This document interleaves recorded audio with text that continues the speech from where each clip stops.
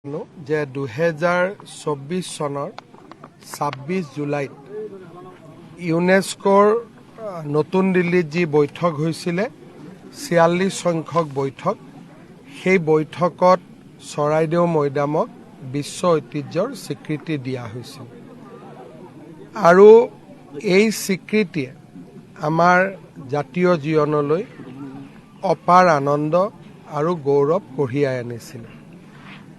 আমাৰ চৰকাৰৰ বিগত 5 বছৰৰ সফলতাসমূহৰ ভিতৰত চৰাইদেউ মৈদামক বিশ্ব ঐতিহ্যৰ স্বীকৃতি ই এক অন্যতম সফলতা। ইউনেস্কোই আমাক যিখন তেওঁলোকৰ এনস্ক্ৰিপ্ট কৰাৰ পিছত যিখন পত্ৰ আমালৈকে দিছিলে ইয়াক যাতে সৰ্বসাধাৰণ ৰাইজে চাব পাৰে তাৰ বাবে তাক আমি এখন ফলক হিচাপে ইয়াত স্থাপন কৰি আজি উদ্বোধন কৰিছোঁ যাতে সাধাৰণ লোকেও ইউনেস্কোই প্ৰদান কৰা বিশ্ব ঐতিহ্যৰ যিখন প্ৰশংসা বা প্ৰমাণপত্ৰ তাক সাধাৰণ লোকেও চাব পাৰে। বিশ্ব ঐতিহ্য ক্ষেত্ৰ হোৱাৰ পিছত চৰাইদেউলৈ অহা পৰ্যটনৰ সংখ্যা যথেষ্ট বৃদ্ধি পাইছে আৰু দেশীয় পৰ্যটকৰ সংখ্যা প্ৰায় 80,000 স্পৰ্শ কৰিছে। যোৱা বছৰটোত 200 জন বিদেশী পৰ্যটকো এই মৈদাম ক্ষেত্ৰলৈ আহিছে। মৈদাম ক্ষেত্ৰৰ কেইটামান কৰিবলগীয়া কাম আছে। প্ৰথম হ'ল একাডেমিক, ইয়াত গৱেষণা বা অনুসন্ধানৰ এতিয়াও বহুত সমল আছে। মৈদামৰ বহুকেইটা মৈদামত এতিয়াও খনন হোৱা নাই আৰু ইয়াত যিখিনি আমি সামগ্ৰী পাওঁ বা সম্পদ পাওঁ তাৰ DNA আদি এতিয়াও লোৱা হোৱা নাই। গতিকে মই ভাবোঁ যে চৰাইদেউ মৈদামখনতে অনুসন্ধান আৰু গৱেষণাৰ এক বিশাল ভাণ্ডাৰ লুকাই আছে যাক এতিয়াও আমি ভালদৰে আৱিষ্কাৰ কৰিব পৰা নাই। ৰাজ্যৰ যিকোনো এটা বিশ্ববিদ্যালয় চৰাইদেউ মৈদামৰ গৱেষণাৰ ওপৰত এটা বিশেষ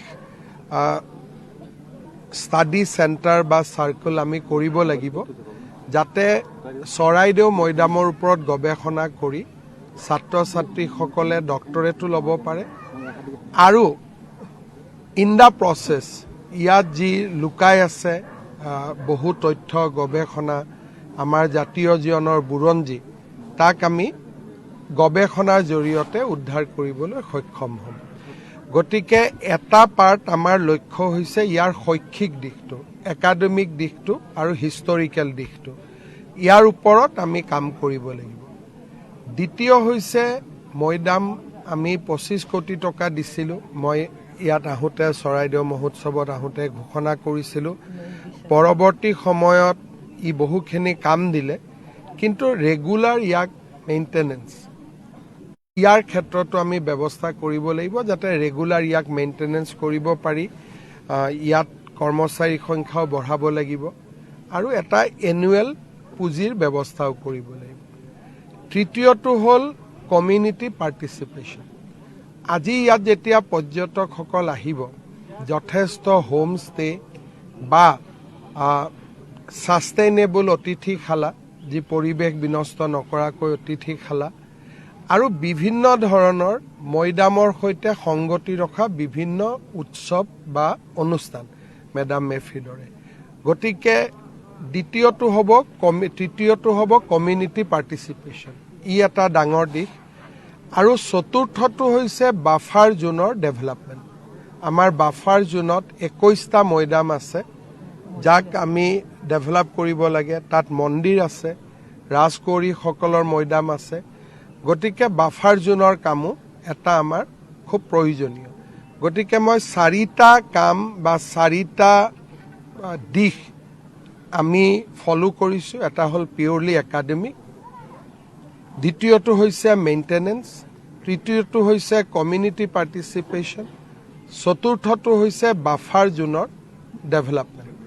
আমি চৰাইদেউ মৈদামক এটা ৰাষ্ট্ৰীয় আৰু আন্তঃৰাষ্ট্ৰীয় পৰ্যায়ৰ পৰ্যটন থলীলৈ ৰূপান্তৰ কৰাৰ কাৰণে আমি প্ৰতিশ্ৰুতিবদ্ধ আৰু মই আজি বহুদিনৰ মূৰত আহিছোঁ খুব ধুনীয়াকৈ আমাৰ বিষয়াসকলে ৰাইজে ইয়াক ধুনীয়াকৈ ৰাখিছে মই ভাবোঁ অনাগত দিনত ৰাজ্য চৰকাৰে ইয়াত যথেষ্ট কাম কৰিব আৰু ইয়াক সঁচা অৰ্থত আমি বিশ্ব ঐতিহ্য ক্ষেত্ৰলৈ ৰূপান্তৰ কৰিম যাতে বিশ্ব ঐতিহ্য ক্ষেত্ৰ বুলি নামটোৱে ইয়াত নাথাকে ইয়াত গৱেষণা হয় ষ্টাডি হয় কমিউনিটি পাৰ্টিচিপেশ্যন হয় আৰু গৌৰৱ উজ্জ্বল আহোম ৰাজবংশৰ 600 বছৰীয়া ইতিহাসৰ ওপৰত আৰু সমলসমূহৰ ওপৰত আমি যথেষ্ট অধ্যয়ন কৰি নৱপ্ৰজন্মক যাতে ইয়াৰ বিষয়ে ইয়াৰ ঐতিহাসিক মূল্যৰ বিষয়ে আমি জনাব পাৰোঁ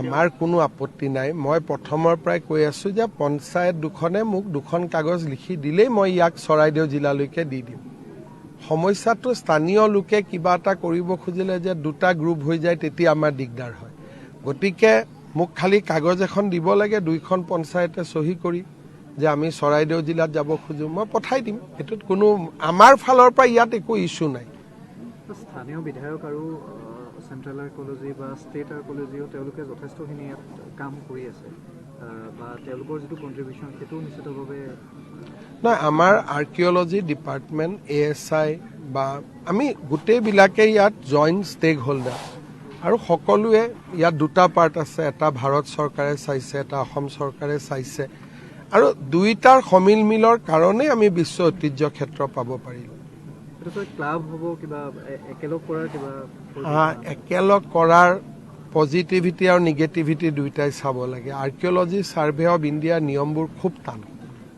কিবা এটা কৰিব খুজিলে দিল্লীত যাব লাগে কিন্তু তেওঁলোকক বাদ দিও নহয় কাৰণ তেওঁলোকৰ হাতত গোটেই নলেজটো আছে গতিকে কেনেকৈ আমি ইয়াক চিনাৰ্জি কৰিব পাৰোঁ আমি চাম Thank you. ধন্যবাদ